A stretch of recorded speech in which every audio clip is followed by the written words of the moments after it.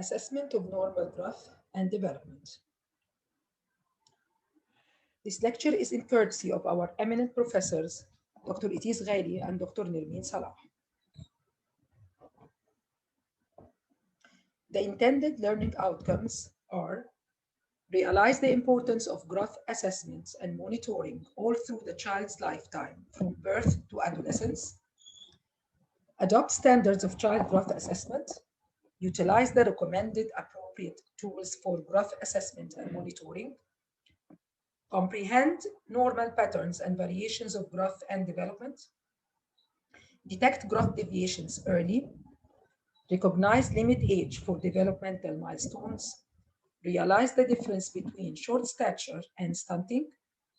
Counsel for growth deviations and appropriately refer for specialized care. We must always remember the very well known proverb, a sound mind is in a sound body. Growth is the increase in mass and dimensions of the body. It is a sensitive indicator of the nutritional status as well as the general health and well-being of a child.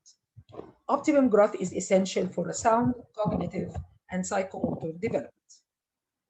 Growth monitoring is the regular measurement of a child's size in order to document normal growth.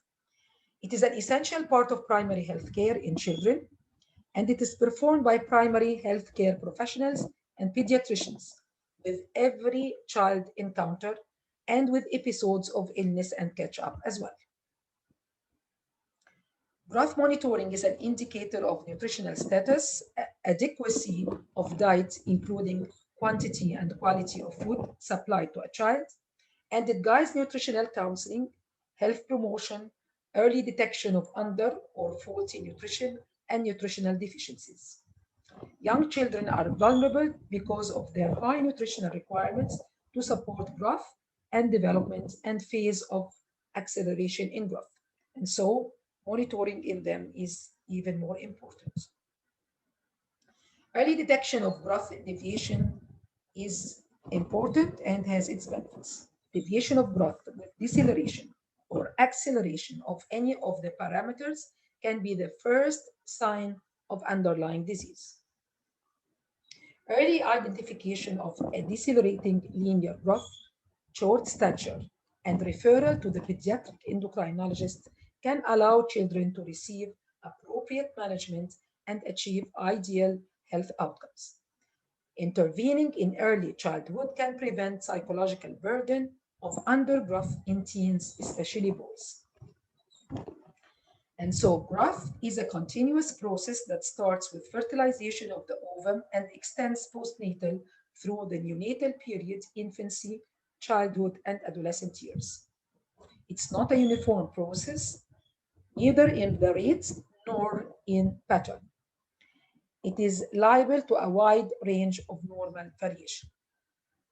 Factors affecting growth in children include age and sex, ethnicity and genetic potential from parents, intrauterine growth and birth weight, nutrition, socioeconomic and psychosocial status of family and caregiver, acute and chronic diseases and drugs used, chromosomal abnormalities.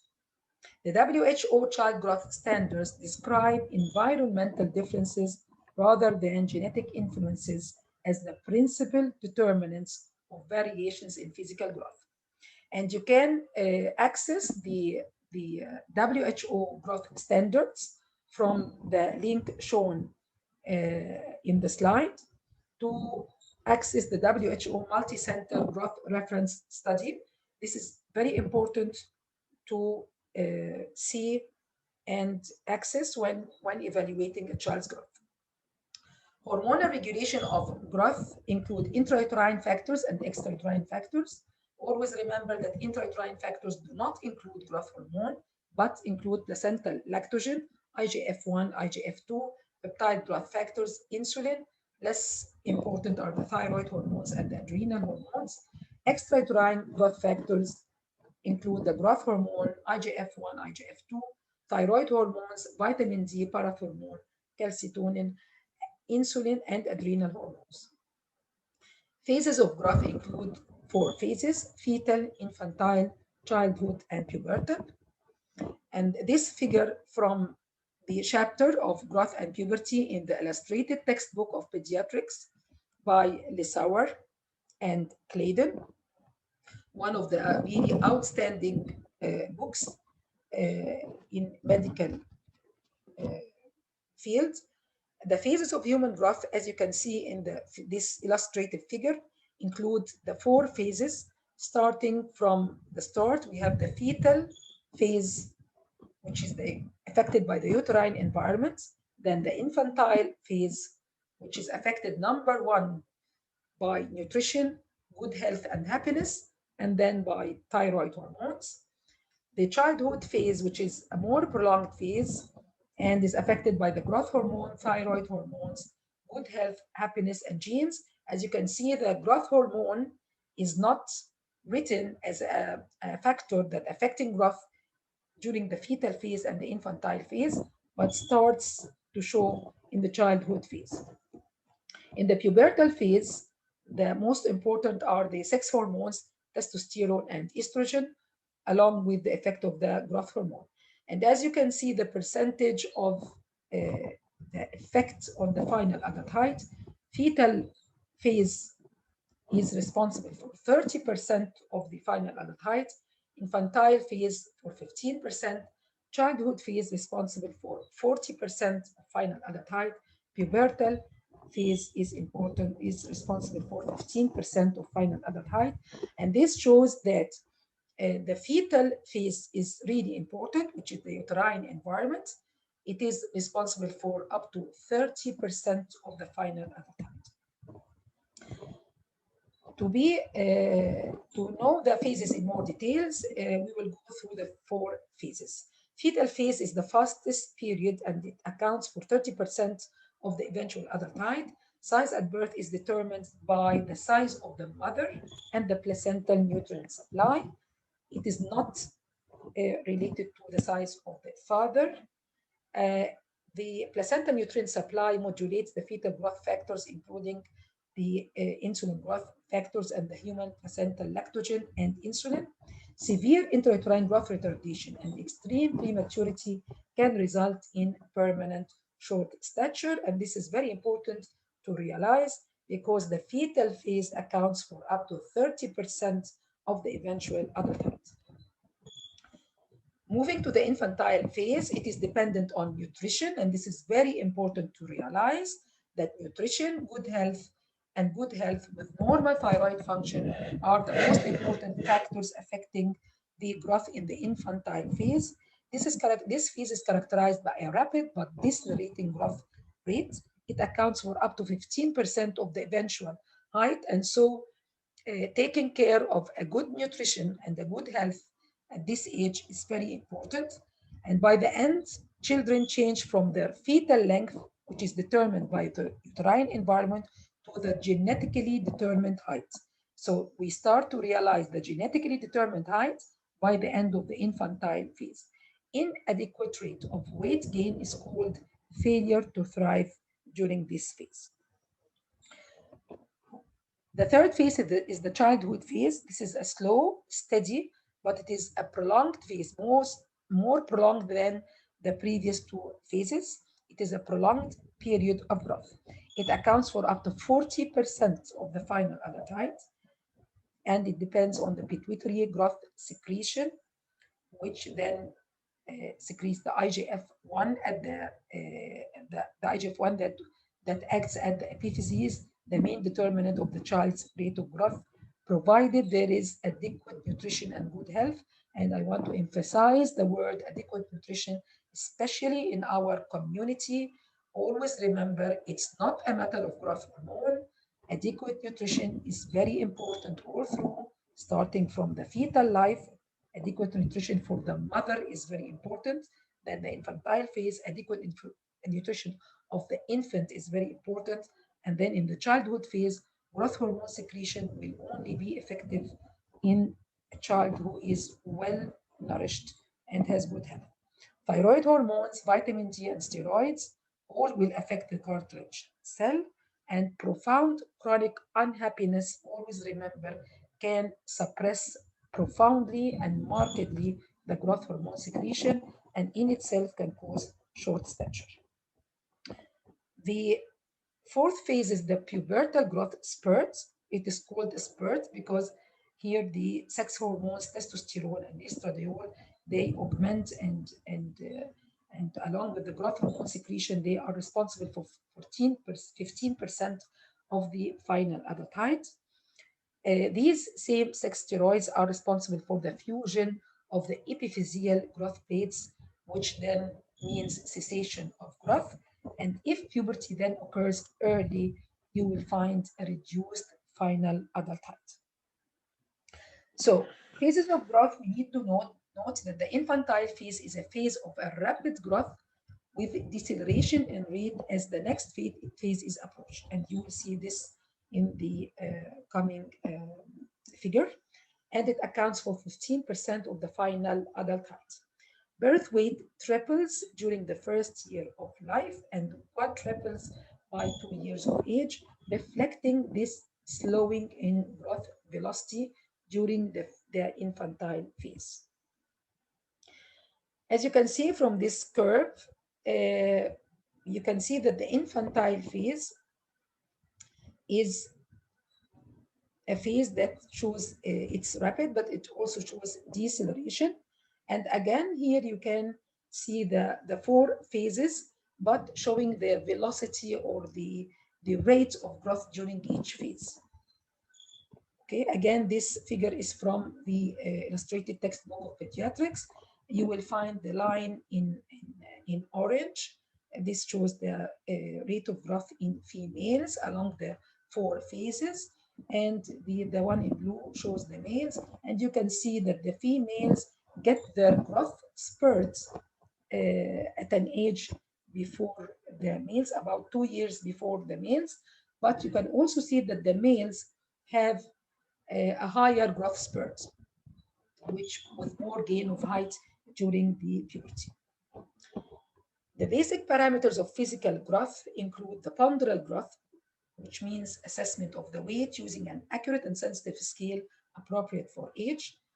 Then the linear growth, where we take the length in infants and toddlers by measuring in supine position, ideally by two examiners, one to position the infant and one to take the measurement, or the height in older children in standing position.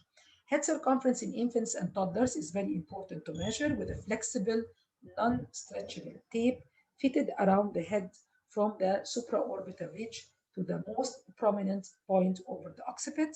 And the body mass index is calculated as in kilograms per meter squared, divided by the height in meter squared. This figure shows you, again, it is from the illustrated textbook of pediatrics by Lissauer and Claydon, and it shows how we do the measurements. On the left, you have an infant measured in the supine position, measured, his length is measured by an infantometer, and you can see how he is positioned. And on the right, you find, on the right of the slide, you find, on the other side, you find how a child is measured standing along a Harpender stentometer, and you can see how you can position the child to take an appropriate measurement. And by the way, by the end of this presentation, I have included a nice links on YouTube that you can see to clarify more how to take the measurements accurately. Ideally, infants should be naked and older children without shoes and in-line clothes. Measurements should be repeated on the same instruments, and accuracy of instruments used should be checked regularly. Measurements should be plotted on appropriate growth charts and followed longitudinally. Recognition of the normal variation in growth is essential to save the healthcare system unnecessary investigations or medical referrals. So before doing any investigations, just make sure that that you know the normal variation in growth, and the child you're assessing might be within the normal variation. So you need to use the growth charts so that you can see these variations. Growth parameters should be measured seriously and plotted on growth charts. appropriate for the child's sex, age, and if preterm, post-conceptual age should be considered. Growth charts are also available for some non-chromosomal abnormalities, Down syndrome and Turner syndrome. Okay, which charts should be used? As I told you, it is very important to use the WHO charts as well as the national charts. The World Health Organization released growth charts based on the multi-center growth reference study for young children in 2006 and for children from 5 to 19 years in 2007. Why is it important to use these charts along with the national charts? Because the WHO study has undertaken this study between 1997 to 2003, and actually it describes the growth of children who are predominantly breastfed and raised under optimal conditions rather than describing the growth of a typical healthy child. The study included 6 study sites that represent the whole population of the 5 continents, and it included United States, Brazil, Norway, Ghana, Oman, and India. WHO growth charts are considered an internationally usable standard for optimal growth in children from early infancy to late adolescence, but also it is important to use the local available growth charts when assessing normal variation or abnormal deviation of growth in a specified community. We have the Egyptian growth curves in Egypt, and so when you are assessing an infant or a child, you need to go back to both the WHO growth charts and the Egyptian growth charts. Okay, the available growth curves are present in percentiles and standard deviation curves. We have the weight for age, length and height for age, head circumference for age, weight for length, and body mass index. Values are expressed as percentages of the median or standard value, and in the Egyptian growth curves, they are expressed in percentiles from the 3rd to the 97th centile. And I will be showing you the Egyptian growth curves in the next lecture. There's also what is called the growth velocity curves, and these are important curves because from such curves you can decide whether the growth velocity of a child is normal for his age or not. And growth velocity means the centimeters that a child has grown over 1 year according to his age. Deviation from normal growth, ponderal and or linear growth deviation means that a child can have a failure to thrive or wasting, overweight or obesity, stunting, short stature, or tall stature. Head circumference also is important to take up to the age of 3 years old. It must be measured and to detect early microcephaly or macrocephaly as a deviation of head circumference growth. Deviation from normal growth, children who have been chronically malnourished may be short. Actually, they are stunted as well as thin, so that their weight for height curves may appear relatively normal. So always remember this, that those who are malnourished, you will find the weight for height curve might appear relatively normal. Short stature is more likely to occur due to a congenital cause, familial, constitutional, or endocrine causes rather than nutritional deficiency. Nutritional deficiency will cause stunting and can cause also failure to thrive.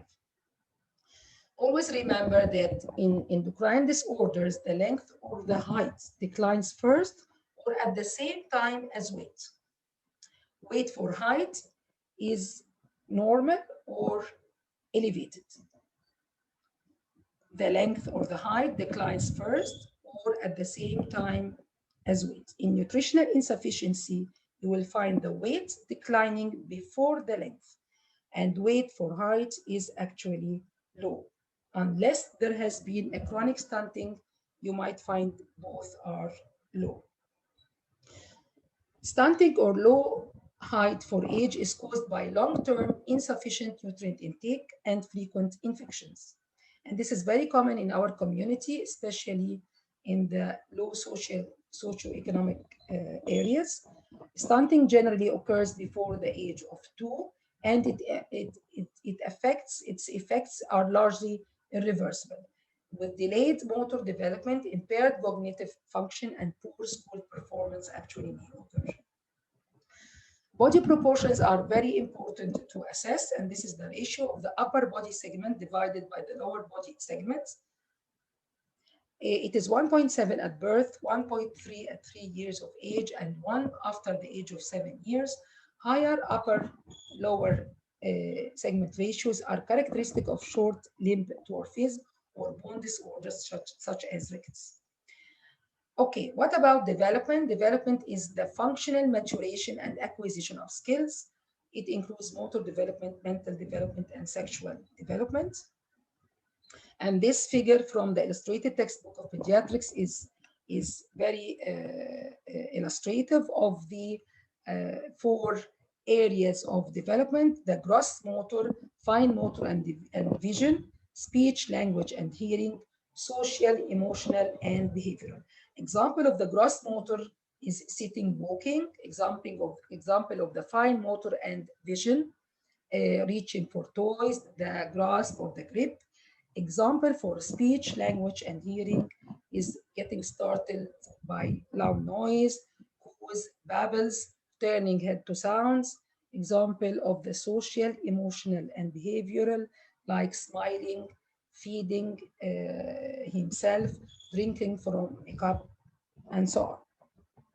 Of course, it is very important to know the milestones of development, and most important is knowing the limit ages of development for the 4 areas of development.